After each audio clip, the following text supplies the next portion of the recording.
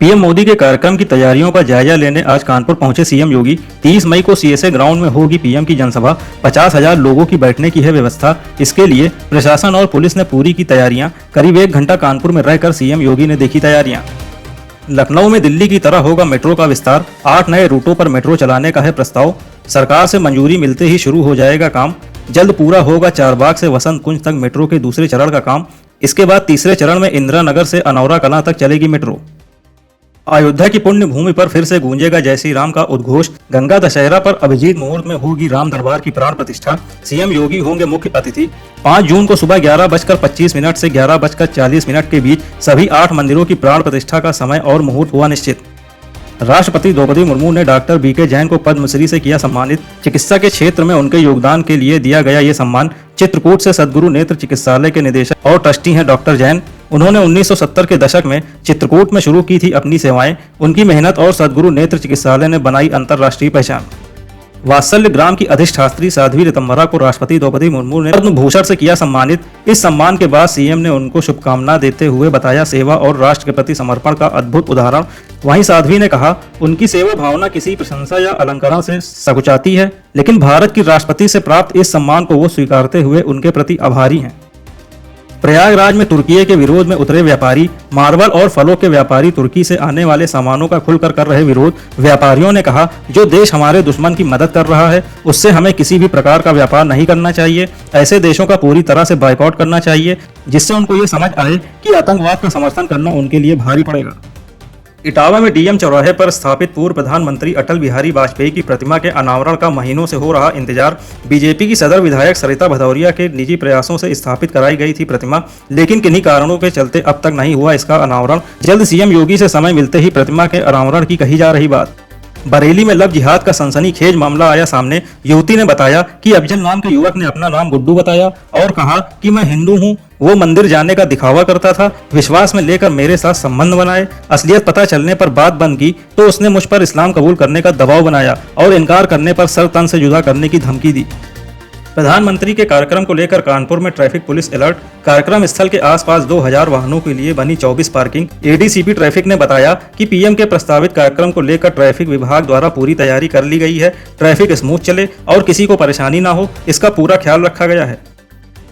बदायूं में नीलकंठ महादेव मंदिर और जामा मस्जिद विवाद पर आज कोर्ट में होगी सुनवाई। सिविल जज की अदालत में विचाराधीन है मामला। अखिल भारत हिंदू महासभा की ओर से मुकेश पटेल ने कोर्ट में वाद दायर कर दावा किया कि जामा मस्जिद शमसीपुर में राजा महिपाल का किला था और वहां नीलकंठ महादेव मंदिर था, जिसकी आकृति बदलकर आक्रांताओं ने जामा मस्जिद बना ली।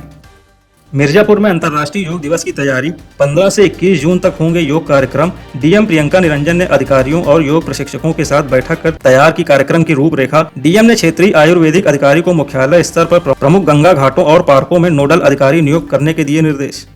आजमगढ़ के कबीर साहब मदरसे में 4 लाख का गबन। मदरसे के मैनेजर, शिक्षक और मदरसे को मान्यता देने वाले अल्पसंख्यक कल्याण अधिकारी के खिलाफ दर्ज किया गया मुकदमा। कबीर साहब मदरसे को 10 जून 2008 में दी गई थी मान्यता।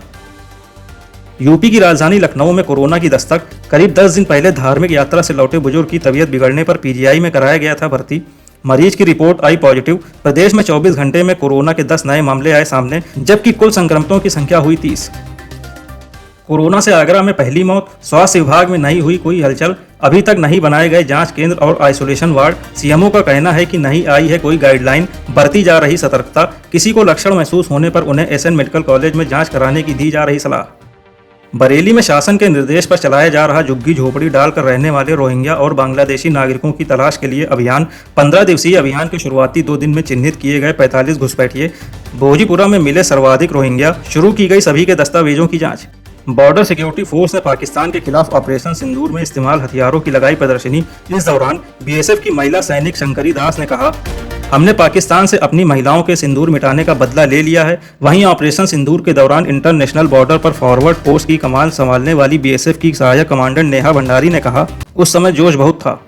शीर्ष भू खुफिया विश्लेषकों की ओर से सामने आई नई उपग्रह तस्वीरें। ऑपरेशन सिंदूर के तहत पाकिस्तान को हुए भारी नुकसान पर लगाई मुहर। तस्वीरों में दिखाया गया कि पाकिस्तान के नूर खान और मुरीद एयरबेस पर बुनियादी ढांचे को हुआ नुकसान। भारत सरकार ने ब्राजील के वेदांत आचार्य जोनास मजेठी को पद्मश्री पुरस्कार से किया सम्मानित। भारतीय संस्कृति के प्रचार प्रसार के लिए दिया गया ये सम्मान। पीएम मोदी भी उनकी कर चुके हैं तारीफ। नंगे पैर, गले में रुद्राक्ष और सूती परिधान पहनकर सम्मान लेने आए जोनास ने लोगों का ध्यान किया आकर्षित। भारत के पहले प्रधानमंत्री पंडित जवाहरलाल नेहरू की पुण्यतिथि पर पीएम मोदी ने दी श्रद्धांजलि। सोशल मीडिया पर पोस्ट कर लिखा कि हमारे पूर्व प्रधानमंत्री पंडित जवाहरलाल नेहरू की पुण्यतिथि पर श्रद्धांजलि। पंडित नेहरू स्वतंत्र भारत के पहले प्रधानमंत्री थे और उन्होंने अगस्त 1947 से मई 1964 तक देश का नेतृत्व किया। ये अब तक का सबसे लंबा प्रधानमंत्री कार्यकाल रहा है। न्यूयॉर्क में गूंजेगी भारत की संस्कृति की आवाज। लिंकन सेंटर में 12 से 14 सितंबर तक NMACC वीकेंड का होगा आयोजन।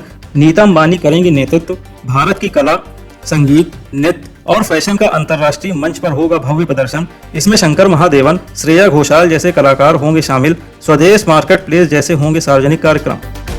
रॉयल चैलेंजर्स बेंगलुरु ने IPL इतिहास का तीसरा सबसे बड़ा टारगेट शेष कर क्वालिफायर 1 में बनाई जगह। टीम ने सीजन के आखिरी लीग मैच में लखनऊ सुपर जायंट्स को 6 विकेट से दी शिकस्त। इकाना स्टेडियम में मिली इस जीत के साथ RCB ने मौजूदा सीजन की पॉइंट्स टेबल में दूसरा स्थान किया हासिल। अब टीम 29 मई को पंजाब किंग्स के साथ खेलेगी क्वालिफायर 1।